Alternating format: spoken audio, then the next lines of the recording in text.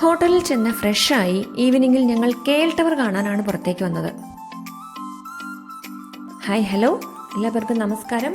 KL ടവറിലെ വിശേഷങ്ങളെക്കുറിച്ചൊന്ന് അറിഞ്ഞാലോ?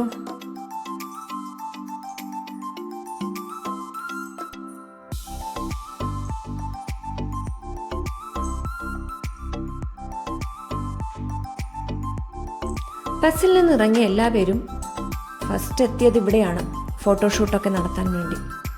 ഈ കാണുന്ന KL ടവറിൻ്റെ മുകളിൽ 5 നിലയുണ്ട്.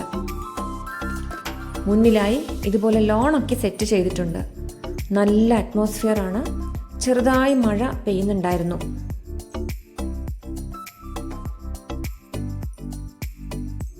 ഇവിടെ നിന്ന് നോക്കുമ്പോൾ ടവർ 118 നല്ലപോലെ കാണാൻ കഴിയുന്നുണ്ടായിരുന്നു. തൊട്ടുപുറകിലായി ട്വിൻ ടവറും കാണാൻ കഴിയുന്നുണ്ടായിരുന്നു.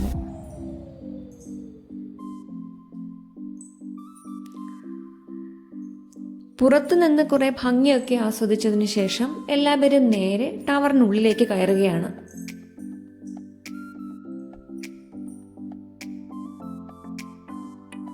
അല്പസമയം ക്യൂ നിന്ന് ടിക്കറ്റൊക്കെ എടുത്ത് ഉള്ളിലേക്ക് കയറുമ്പോൾ അടുത്ത ക്യൂ ആണ് ലിഫ്റ്റിനുള്ളിലേക്ക് കയറാൻ.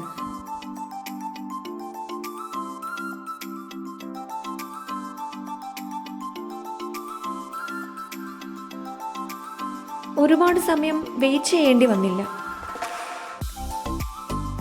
അറ്റ് എ ടൈം ഒരുപാട് പേർക്ക് ലിഫ്റ്റിനുള്ളിൽ കയറാൻ കഴിയുന്നുണ്ടായിരുന്നു.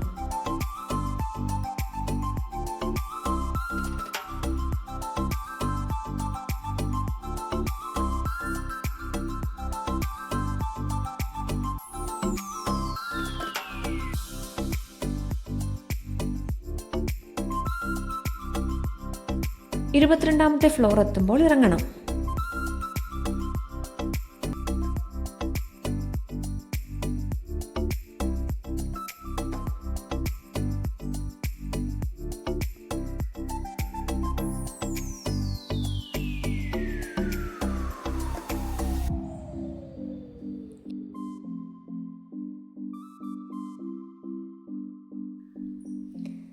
ഇവിടെ 360 ഡിഗ്രി റൊട്ടേഷനിൽ നടന്ന് നമുക്ക് മലേഷ്യ ഫുൾ കാണാവുന്നതാണ്.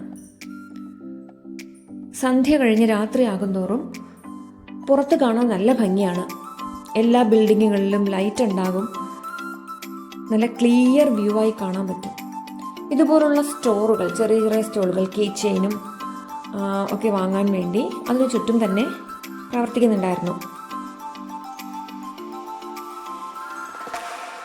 പിന്നെ ചുറ്റിനും നടന്നു കാണുന്ന ഈ സ്ഥലത്ത് അവിടെയായി വലിയ ബൈനോക്കുലറുകൾ കാണുന്നുണ്ടായിരുന്നു. ഇതുപോലെ ട്വിൻ ടവറൊക്കെ നമുക്ക് ആ ബൈനോക്കുലറിൽ കൂടി നോക്കി സൂം ചെയ്ത് കാണാവുന്നതാണ്. കുട്ടികൾക്കും മുതിർന്നവർക്കും ഒരുപോലെ എൻജോയ് ചെയ്യാൻ പറ്റുന്നതായിരുന്നു KL ടവർ.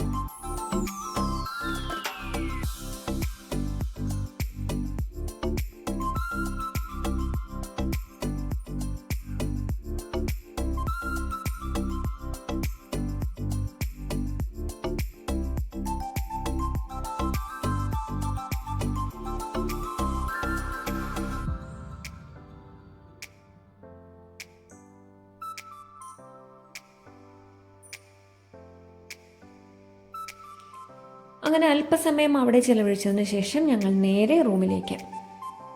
ഇനി അടുത്ത ദിവസം രാവിലെ ടൂറ് കണ്ടിന്യൂ ചെയ്യുന്നതായിരിക്കും. അപ്പോൾ അടുത്ത എപ്പിസോഡിൽ കാണാം. Bye bye.